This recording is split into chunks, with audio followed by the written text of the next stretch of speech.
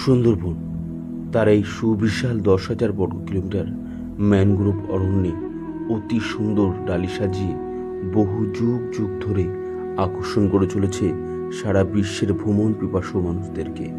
প্রতি মুহূর্তে এই সুবিশাল ম্যানগ্রোভ অরণ্য জলাভূমিতে আছে রহস্য রোমাঞ্চের হাতছানি। আপনি যদি বাঘ দেখার আশায় আসেন তবে সেটা হবে সবচেয়ে বড় ভুল। আপনার ভাগ্যে থাকলে দক্ষিণীরাই বা বাঘমামার দেখা নিশ্চয়ই পাবেন। এই সুবিশাল ম্যানগ্রোভ উদ্ভিদ নদীর ছলাৎ ঢেউয়ের তালে বন্য প্রাণীদের উকিঝুঁকি কলতান আপনার মন কাড়বেই কাড়বে। সঙ্গে প্রতি মুহূর্তে অজানা কিছু দেখার ও অন্বেষণ আপনাকে অপেক্ষারত হতে হবে নিষ্পলক দৃষ্টিতে, যেখানে একমাত্র রয়্যাল বেঙ্গল টাইগারের বিচরণভূমি। তবে এত কম খরচে পৃথিবীর সর্ববৃহৎ ম্যানগ্রোভ অরণ্যের ভ্রমণ কেবলমাত্র আমাদের এই পশ্চিমবঙ্গের সুন্দরবন ট্যুরেই সম্ভব। তবে আমাদের এই ট্যুর শুরু হয় 2 রাত 3 দিনের ভ্রমণ শিয়ালদা থেকে 7:42 ক্যানিং আসার পরেই। আছি সুন্দরবনের প্রবেশদ্বার ক্যানিং স্টেশন, আর এই ক্যানিং স্টেশন থেকেই বিভিন্ন পর্যটক বিভিন্ন জায়গা থেকে আসছেন। ঠিক এই বনবিবির যে মন্দির দেখা যাচ্ছে, বনবিবির মন্দিরের এখান থেকে কিন্তু ফ্ল্যাগ নিয়ে বিভিন্ন এজেন্সিগুলো দাঁড়িয়ে আছেন এবং এখান থেকেই তাদেরকে নিয়ে যাওয়া হবে সুন্দরবনের বিভিন্ন জায়গায়। তো এই মুহূর্তে এসে উপস্থিত হয়েছি সোনাখালী ঘাট। প্রায় ক্যানিং থেকে প্রায় 17 কিলোমিটার রাস্তা অতিক্রম করে ইতিমধ্যে কিন্তু এসে পৌঁছেছি সোনাখালী ঘাট। আর এখান থেকে আমাদের যে লঞ্চে করে আমরা সুন্দরবনের বিভিন্ন জায়গায় আমরা পৌঁছে যাব, সেই লঞ্চ ঘাটে কিন্তু তোমরা দেখতেই পাচ্ছ কিন্তু বহু লঞ্চ এইভাবে আছে আর প্রচুর মানুষের কিন্তু সমাগম। এই টাইমটা কিন্তু একটা পিক আওয়ার চলছে। এই যে পিক টাইমের সময় কিন্তু বিভিন্ন মানুষ বিভিন্ন জায়গা থেকে আসছেন সুন্দরবনের বিভিন্ন অঞ্চলে ঘোরার জন্য। আর এইভাবে পরপর লাইন দিয়ে লঞ্চগুলো রাখা আছে।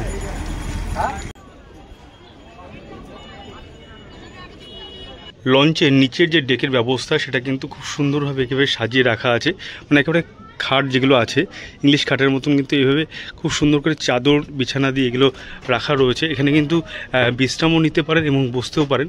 এবং ভিতরকার যে বাইরের অংশটা দেখিয়ে নিয়ে আসলাম, এর ভিতরকারটা দেখিয়ে নিয়ে আসি।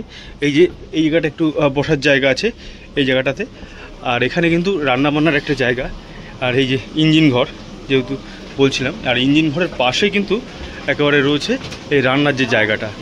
এখানে কিন্তু রান্নার ব্যবস্থা হচ্ছে।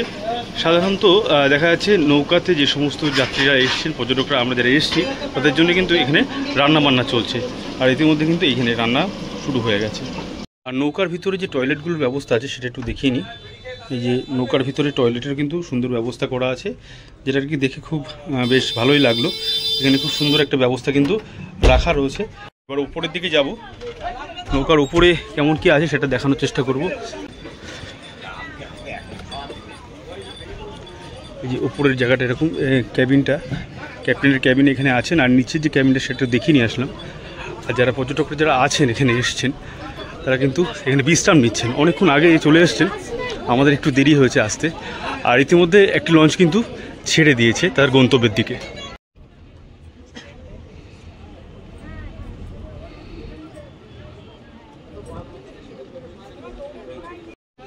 তো দেখো সকালের টিফিন কিন্তু ইতিমধ্যে চলে এসছে।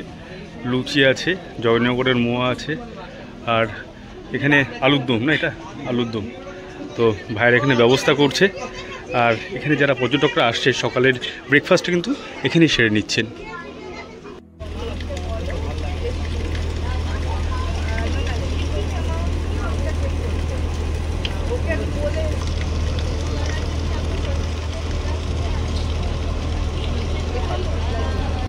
নদীপথে বালি নিয়ে যাওয়া হচ্ছে। কখন কোন সময় কি দেখা যায় সেটা কিন্তু অপেক্ষায়, এবং পাশে আরেকটি যে লঞ্চ কিন্তু এইভাবে যাচ্ছে আমাদের সঙ্গে। পরপর এরকম আমরা কিন্তু সংঘবদ্ধভাবে এইভাবে যেতে থাকবো আমাদের যে মূল গন্তব্য আজকে, যে ডেকন বাংলো এবং হ্যামিল্টন বাংলো সেই দিকে। তো পারিপার্শ্বিক যে সমস্ত বৈচিত্র্যময় এই যে এত সুন্দর পরিবেশ সেটা কিন্তু দেখার মতন। এই যে ম্যানগ্রোভ জাতীয় উদ্ভিদ এখানে কিন্তু বেশি দেখা যায়, এবং এখানকার মানুষের যে কঠিন পরিশ্রম সেটাও দেখালাম। একটু দেখিয়ে নিয়ে আসি এই সাইড থেকে।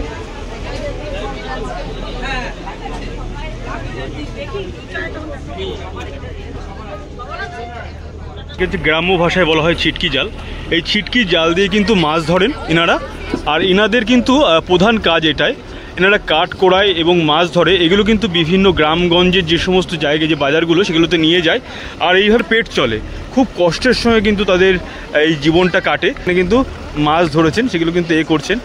সুন্দরবনের প্রত্যন্ত অঞ্চলে কিভাবে নিত্য প্রয়োজনীয় জিনিস যেগুলো আর কি দোকান সামগ্রীতে বিক্রি হয়, আমাদের নিত্য প্রয়োজনীয় কাজে লাগে, সেগুলো কিন্তু এইভাবে নিয়ে যাওয়া হয়।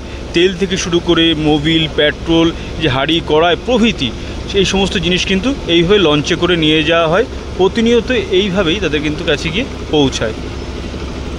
তো সকালে ব্রেকফাস্টের পরেই হ্যামিল্টন সাহেবের যে বাংলো তার যাওয়ার পূর্বেই কিন্তু একটা স্ন্যাক্স এসে রেডি রয়েছে, সেটা হচ্ছে এটা চিংড়ির পকোড়া নাকি? আচ্ছা আচ্ছা, বাহ, খুব সুন্দর। দেখি একটা যে চিংড়ির পকোড়া কিন্তু নিয়ে নিলাম।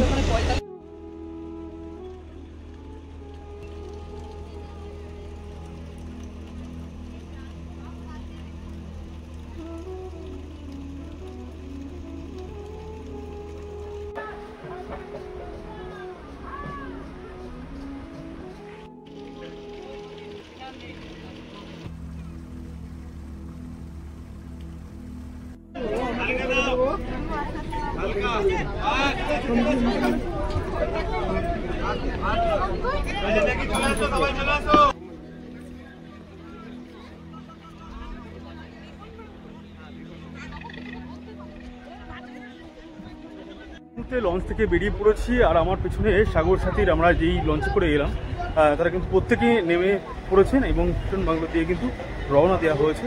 এবং পরপর প্রত্যেকটা যে দর্শনীয় স্থানগুলো সেগুলো কিন্তু ঘুরিয়ে ঘুরিয়ে দেখাবো আপনাদেরকে, এবং এখানকার যে ঐতিহ্য, এখানকার যে ইতিহাস সেটা জানানোর চেষ্টা করব। আজকের প্রথম ডেস্টিনেশন হচ্ছে হ্যামিল্টন বাংলো। তো হ্যামিল্টন বাংলোটা আপনাদেরকে ঘুরে এসে দেখানোর চেষ্টা করব। কাতারে কাতারে মানুষ আসছেন এখানে এই হ্যামিল্টন বাংলো দেখতে।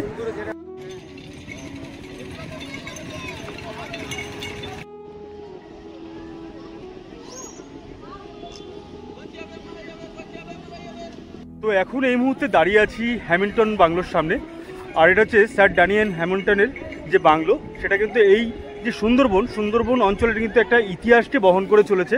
আর ইতিহাসকে সাক্ষী করে সেই 1860 থেকে কিন্তু এখানে এই বাংলোটি দাঁড়িয়ে আছে। একজন স্কটল্যান্ডের বাসিন্দা স্যার হ্যামিল্টন এখানে কিন্তু আসেন এই গোসাবার উন্নয়নের কাণ্ডেরও কিন্তু বলা চলে এক ক্ষেত্রে। তো সেই জায়গায় দাঁড়িয়ে এই যে এখনকার যে গোসাবা, তখন কিন্তু একেবারে খুব বাজে অবস্থায় কিন্তু ছিল। এখানকার অর্থনৈতিক যে অবস্থা সেটা কিন্তু খুব খারাপ পরিণতি ছিল, এবং পরবর্তীতে হ্যামিল্টন সাহেবের হাত ধরে কিন্তু এই গোসাবার কিন্তু উন্নয়ন এবং সুন্দরবনের বিভিন্ন জায়গায় কিন্তু উন্নয়ন ঘটে। তো এখানে কিন্তু হ্যামিল্টন সাহেব থাকতেন, আর তার বাংলোকে ঘিরে কিন্তু মানুষের কিন্তু একটা সমাগম দেখা যায় বছরের প্রত্যেকটা সময়। বিশেষত এই ডিসেম্বরের এই যে পিক আওয়ার, এই টাইমতে প্রচুর মানুষের কিন্তু সমাগম দেখতে পারবেন আপনারা।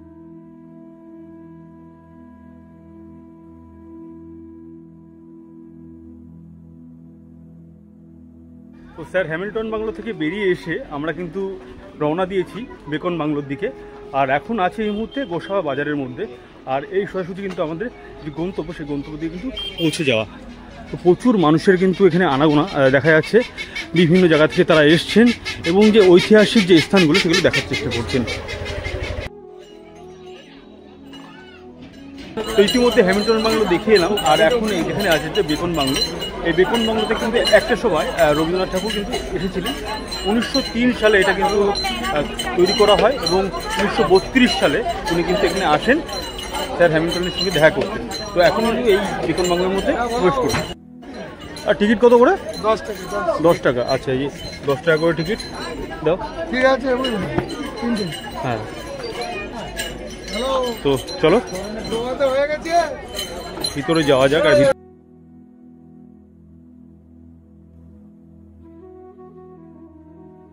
বেকন বাংলার মধ্যে প্রবেশ করেই একটা বিষয় কিন্তু দেখতে পেলাম, যেটা হচ্ছে খুব সুন্দর একটা কালচারাল বিষয় কিন্তু তুলে ধরা হয়েছে। এই যে এখানকার যারা চাষিবাসী মানুষ, তাদের যে প্রতিমূর্তি, তাদের যে জীবনযাপনের যে কালচারাল যে বিষয়, সেগুলো কিন্তু খুব সুন্দরভাবে এই মূর্তিগুলোর মাধ্যমে তুলে ধরা হয়েছে। দাঁড়িয়ে আছি একেবারে বেকন বাংলার একেবারে সম্মুখে। 1903 সালে এটা কিন্তু স্থাপিত হয় স্যার হ্যামিল্টনের হাত ধরে। আর এখানে একটা বিশেষত্ব আছে, স্যার হ্যামিল্টনের সঙ্গে কিন্তু সাক্ষাৎ করতে এসেছিলেন বিশ্বকবি রবীন্দ্রনাথ ঠাকুর। কারণ এখানকার যে গোসাবার যে অর্থনীতি, যে এখানকার যে পরিবেশকে রক্ষার্থে এবং এখানকার যে পর্যালোচনা করার জন্য কিন্তু রবীন্দ্রনাথ ঠাকুরকে নিমন্ত্রণ করা হয়েছিল। এই আমন্ত্রণ পেয়ে তিনি কিন্তু এখানে আসেন 1932 সালে। ব্রিটিশ ঔপনিবেশিক আমলে এই বাংলোকে কেন্দ্র করে বিভিন্ন রাজনৈতিক কেন্দ্রবিন্দু ছিল কিন্তু এই বাংলো, এবং সেই জায়গায় দাঁড়িয়ে এই যে বাংলো, এই বাংলোতে কিন্তু গোসাবাতে কিন্তু শক্তির একটা বহির্প্রকাশ দেখে। রবীন্দ্রনাথ মুগ্ধ বিস্ময়ে বলেছিলেন, স্বদেশী সমাজের যে স্বপ্ন একদিন দেখেছিলাম, এখানে তার পরিপূর্ণ রূপ দেখে মুগ্ধ হলাম, সমস্ত ভারতবর্ষের আদর্শ হোক গোসাবা। ঠিক এমনটি কিন্তু বিষয় কিন্তু রবীন্দ্রনাথ ঠাকুর এখানে এসে দেখেছিলেন হ্যামিল্টন সাহেবের নেতৃত্বে। এই যে হ্যামিল্টন সাহেবের হাত ধরেই কিন্তু এই বাংলো তৈরি হয়েছিল। আজও ইতিহাসকে সাক্ষী করে দাঁড়িয়ে আছে এই বাংলোটি। প্রকৃতির মাঝে বিশ্বকবি রবীন্দ্রনাথ ঠাকুরের একটি প্রতিমূর্তি এই বেকন বাংলোর একেবারে সম্মুখে আছে। বিশ্বকবি রবীন্দ্রনাথ ঠাকুর এবং স্যার ড্যানিয়েল হ্যামিল্টনের যে কথোপকথন হয়েছিল এই বাংলোতে, তারই কিন্তু সাক্ষী হতে আজকে আসা এই বেকন বাংলোর মাঝে। তো এই বেকন বাংলোর ভিতরকার যে পরিস্থিতি সেখানে কিন্তু কোনো কিছুই নেই, শুধুমাত্র ইতিহাসকে সাক্ষী করে এই কাঠের এই যে মানে প্রাসাদ কোনো যে ঘরটি সেটা কিন্তু পড়ে আছে এবং ইতিহাসকে সাক্ষী করে দাঁড়িয়ে আছে। ঘাটে একটা বিষয় কিন্তু দেখতে পেলাম, যেটা তালপাতা সেপাই। এটাকে তালপাতা সেপাই বলে তো?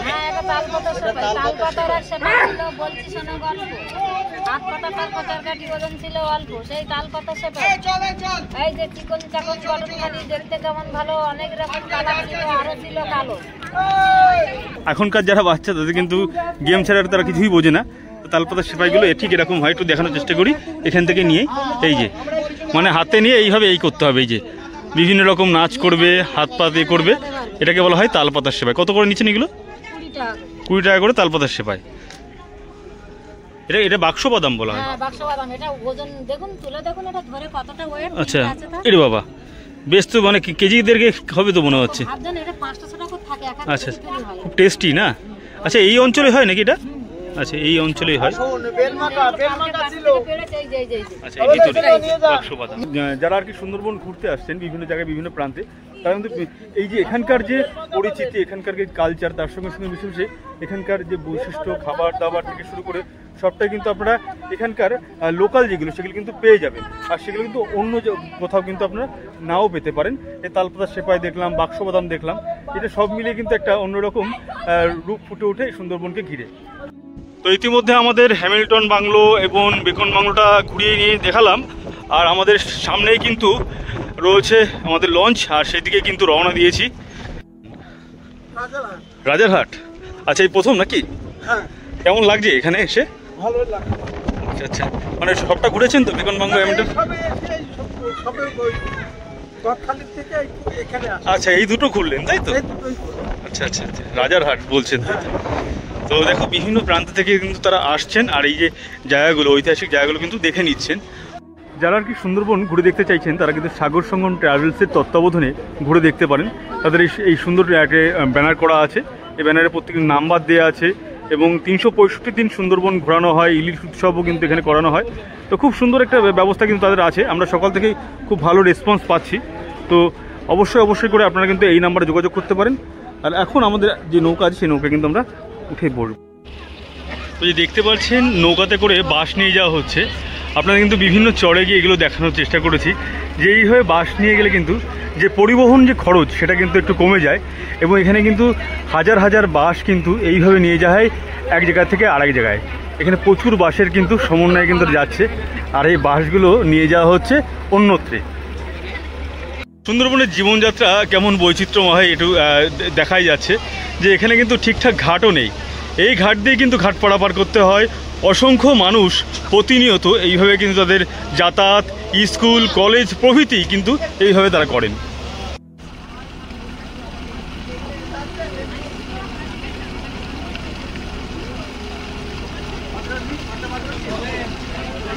প্রথম দিনের যে মধ্যাহ্নভোজন, সেই মধ্যাহ্নভোজনের যে মেনুটা আছে আজকে, উপকরণগুলো, এটা যে বেগুনি থেকে শুরু করে লেবু, লঙ্কা প্রভৃতি। আচ্ছা, কি মাছ আছে আজকে? এটা হচ্ছে দই কাতলা। দই কাতলা। আর এদিকে এটা হচ্ছে মাছের মাথা দিয়ে ডাল। আচ্ছা, মুড়িঘণ্ট ডাল। আচ্ছা, আর এটা পাবদা মাছ। পাবদা মাছ আছে। এটা হচ্ছে আলু পটল চিংড়ি। আলু পটল চিংড়ি। সঙ্গে চাটনি পাঁপড় আছে। চাটনি পাঁপড় আর বাদবাকি মিষ্টান্ন যা আছে। তো খুব সুন্দর একটা বিষয় কিন্তু দেখতে পেলাম, যেখানে কিন্তু খুব হাইজেনিক মেনটেন করা হচ্ছে। মাথায় ক্যাপ পরে আছেন, মুখে মাস্ক পরে আছেন এবং হাতে গ্লাস পরে আছেন। এই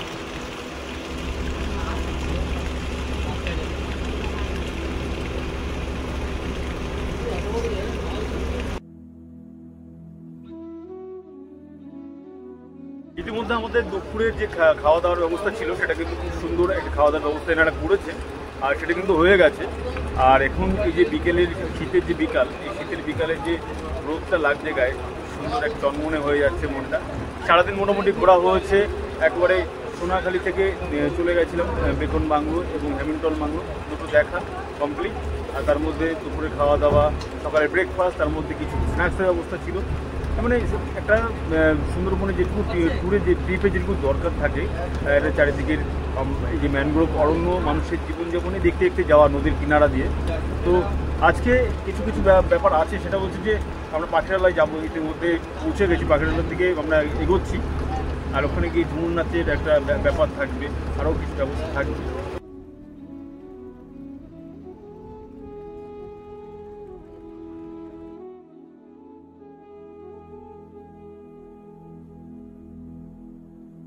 সুন্দরবনের কথা বলতে গেলে কিন্তু মিন্টু ভিডিওর কথা আমরা না বললেই নয়। বিভিন্ন যে সমস্ত দ্বীপগুলো আছে বা আমরা যেগুলো আর কি অফবিট বলে থাকি, সেই অফবিট জায়গাগুলো কিন্তু ও ভিজিট করে। তো সেই জায়গাগুলো ও এই সম্বন্ধে জানে ভালো, এবং ওর সঙ্গে মাঝে মাঝে আমার যাওয়া হয়েছে। ও আমার বাল্যকালের বন্ধু। আর মাঝে কিছুদিন আমি এই সুন্দরবন অঞ্চলে করা হয়নি, তো এরকম একটা ট্যুর আজকে করতে চলে আসা। মিন্টু আছে সঙ্গে, আছে বিধান। তো দুজনকে হয়তো আপনারা চেনেন না, একসঙ্গে ওরা ভিডিও করতে যায় এবং আমি মাঝে মাঝে যাওয়া পড়ে। তো সে মতো আজকে এই সুন্দরবনে আসা। তো একটু মিন্টুর মুখ থেকে শুনে নেবো যে এই আজকে এই সুন্দরবনের ট্রিপটা প্রথম দিন কেমন লাগছে। তো নমস্কার সকলকে।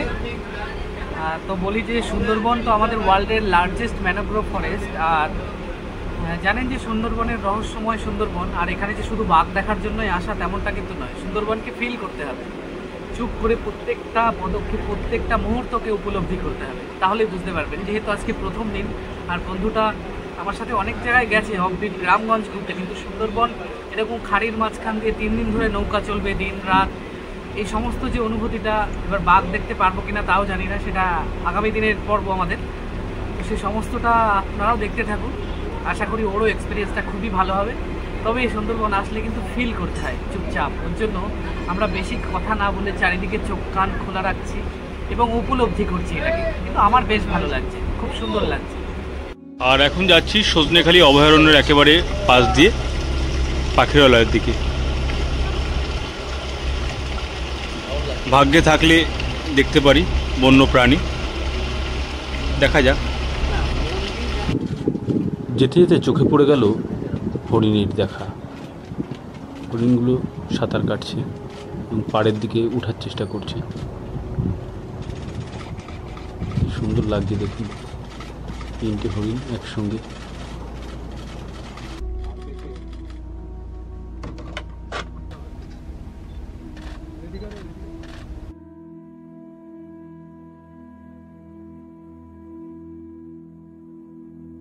আর এইভাবে পরপর পরপর লঞ্চগুলি ঘাটের দিকে প্রবেশ করছে। আমরা চলে এসেছি প্রায় পাখিরালয়ের কাছে। তো আমরা কিন্তু পাখিরালয় চলে এসেছি, আর একে একে সবাই নেমে পড়ছেন। ঘাটে কিন্তু চলে এসেছি লঞ্চটি, দেখো। কিন্তু আমরা এসে পৌঁছে গেছি পাখিরালয়, আর একে একে লঞ্চগুলি কিন্তু এই ঘাটে এসে লাগছে। আর ঘাট থেকে উঠে এসেই খুব সুন্দর একটি মন্দির কিন্তু চোখে পড়বে, মা বনদেবী মন্দির। হিন্দু মুসলিম উভয় কিন্তু এই দেবীর পূজা করেন। পৌষ সংক্রান্তির দিন এই দেবীর পুজো করা হয়। সুন্দরবন মানেই খাঁটি মধুর কথা কিন্তু একটা উল্লেখ করা যায়। আর এই মধুগুলো কিন্তু রাখা রয়েছে, যারা যারা এখানে আসবেন। আচ্ছা, মধু কত করে নিচ্ছ? 400 টাকা কেজি, মানে একই রকম দাম নাকি? তো আমাদের হোটেলে একেবারে সম্মুখে দাঁড়িয়ে আছি, আর হোটেলের সামনে একটা সোনাঝুরি গাছ কিন্তু দেখতে পেলাম। আর হোটেলের ভিতরে প্রবেশ করব, দেখো কত সুন্দর পরিবেশ। এর পারিপার্শ্বিক যে পরিবেশ সেটা কিন্তু চোখে পড়ার মতো। আর এখানে সোনাঝুরি গাছও চোখে পড়লো। তো ভিতরে প্রবেশ করিয়ে দেখায় যে এখানকার যে পরিবেশটা কিন্তু অসাধারণ লাগছে।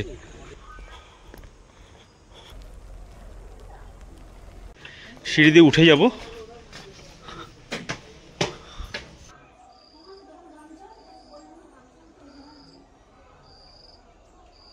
212 নম্বর রুম আমাদের অ্যালট হয়েছে, আর 212 নম্বর রুমের মধ্যে প্রবেশ করে দেখব। ওয়াও, অসাধারণ একটা রুম পাওয়া গেছে। আমাদের 3 জনের জন্য এই রুমটা কিন্তু করা হয়েছে, আর রুমটা ডবল বেডের এটা ব্যবস্থা। এখানে কিন্তু খুব সুন্দরভাবে এই ব্যবস্থাগুলো করা হয়েছে, খুব পরিষ্কার পরিচ্ছন্ন। এখানে লাইট থেকে শুরু করে ফ্যান প্রভৃতি কিন্তু আছে এবং এসি। আর একটু দেখিয়ে নিয়ে আসি এখানে বাথরুমটা কিন্তু ওকে আছে, কোমোড আছে, শাওয়ার আছে, গেজার আছে, সমস্ত কিছু ব্যবস্থা কিন্তু এখানে করা আছে। কিছু সময় রেস্ট নেওয়ার পর আবারও একটা টিফিনের ব্যবস্থা করা হলো। এখন বাজে প্রায় 6টা সাড়ে 6টা। তো টিফিনটা দেখো, এখানে এই যে রয়েছে পকোড়া আছে এবং কফি। তো এখন এই পকোড়া খাওয়ার সময় আর টিফিন করে একটু বাজারের দিকে যাব, তারপর ঝুমুর নৃত্য কিন্তু শুরু হবে। তো সন্ধ্যাবেলা স্ন্যাক্স খাওয়া হয়ে গেছে, আর ইতিমধ্যে কিন্তু খবর চলে এসছে, আর তোমরা শুনতেও পাচ্ছ যে নিচে ঝুমুর নাচের একটা ব্যাপার কিন্তু হচ্ছে, আর সেটাই কিন্তু শুনতে যাব। ঝুমুর নাচে যারা এসছেন এখানকার সুন্দরবনের আদিবাসী মহিলা, তাদের যে নৃত্য অনুষ্ঠান সেটা কিন্তু দেখার চেষ্টা করবো। তাই যে